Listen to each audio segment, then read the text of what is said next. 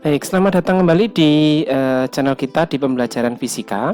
Pada materi sebelumnya kita sudah membahas nilai trigonometri untuk sudut dari 0 sampai dengan 90 derajat.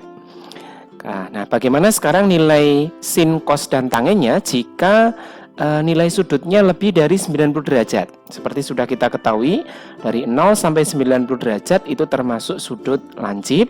Lebih dari 90 derajat itu termasuk ke dalam kategori sudut tumpul gitu ya. Nah, di dalam suatu koordinat kartesius itu bisa dibagi menjadi 4 kuadran. Kalau kita tuliskan nilai sudutnya, maka di sini nilai sudutnya adalah 0 derajat. Lalu yang di sini ini adalah 90 derajat. Berikutnya ini adalah 180 derajat dan yang terakhir di sini 270 derajat. Kembali lagi ke sini, ini 360 derajat ya, kembali lagi ke 0. Nah, dari 0 sampai 90 derajat disebut dengan kuadran 1. Lalu dari 90 derajat sampai dengan 180 derajat diberi nama kuadran 2. Kemudian dari 180 derajat sampai dengan 270 derajat adalah kuadran 3. Dan 270 derajat kembali lagi ke 0 derajat, ini adalah kuadran 4. Untuk sudut yang nilainya di kuadran 1 tadi sudah kita bahas. Lalu bagaimana untuk sudut yang nilainya nanti lebih dari 90 derajat? Lalu kita ketahui dulu tadi di kuadran 1 itu nilai sin alfa, nilai cos alfa, dan nilai tangen alfanya semuanya bertanda positif. Ya. Tadi dari tabel nilai sin, cos, dan tangennya bertanda positif. Lalu bagaimana dengan kuadran 2 gitu ya? Kuadran 2 ini yang positif ini adalah nilai sinusnya. Ya, nilai sinusnya positif. Berarti selain fungsi sin dia bertanda negatif ya. Maka di sini bisa saya tulis cos alfanya negatif, kemudian nilai tangen alfanya juga negatif. Lalu di kuadran 3 ini yang positif, ini adalah nilai tangennya. Nilai tangen alfanya positif. Berarti selain fungsi tangen ini bertanda negatif. Maka boleh saya tulis di sini sin alfanya negatif, lalu kemudian cos alfanya ini juga negatif. Nah, di kuadran 4 ini yang positif adalah nilai kosinusnya. Nilai kosinusnya positif, maka selain dari fungsi cos di kuadran 4 ini, baik itu sin alfa maupun tangen alfa, ini nilainya adalah negatif. Ya, sekali lagi, jadi di kuadran 4 ini adalah yang positif cosnya, ko. Kuadran 3 yang positif adalah tangen. Di kuadran 2 ini yang positif adalah sin. Lalu di kuadran 1 ini yang positif semuanya atau all ya. Maka boleh biasanya disingkat dengan kotasial ini ya. Cos, tangen, sin, dan all. Saya beri tanda pada nilai-nilai yang bertanda positif. Nah, seperti ini.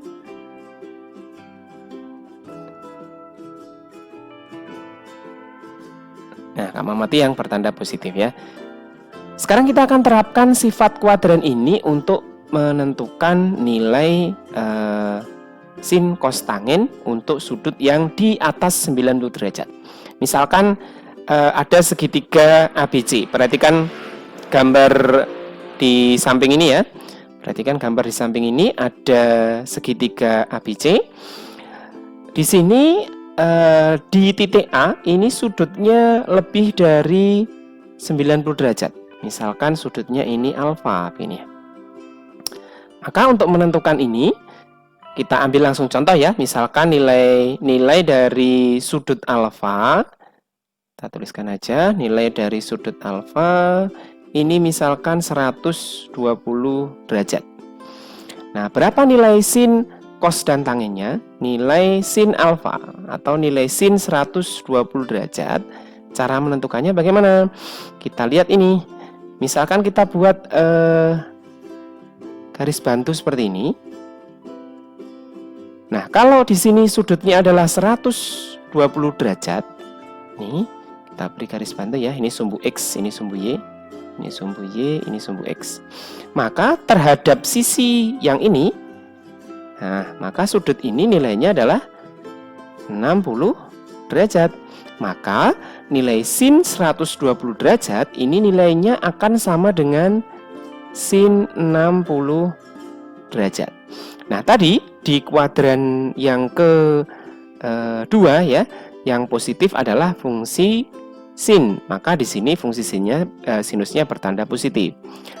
Lalu untuk nilai cosnya, cos 120 derajat, nilai cos 120 derajat ini akan sama dengan nilai cos 60 derajat.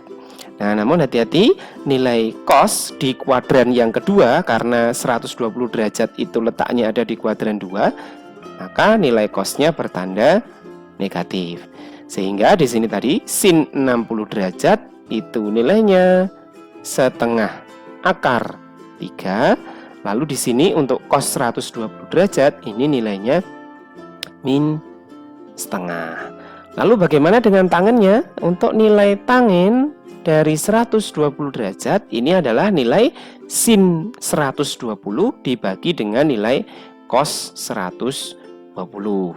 Atau kita boleh juga tuliskan jadi seperti ini, sama dengan tangen 60 derajat, namun di kuadran 2 karena yang positif adalah sin, berarti nilai cos dan tangennya negatif. Maka sama dengan tangen 60 derajat bertanda negatif, atau hasilnya sin dibagi cos, atau nilainya adalah min akar 3. Nah, seperti ini. Mudah ya untuk menentukan nilai trigonometri di kuadran 2. Lalu berikutnya misalkan kita ambil contoh sekarang untuk sudut yang lebih dari 180. Misalkan di kuadran 3 ya, kita ambil contoh misalkan sudutnya ini 210 derajat.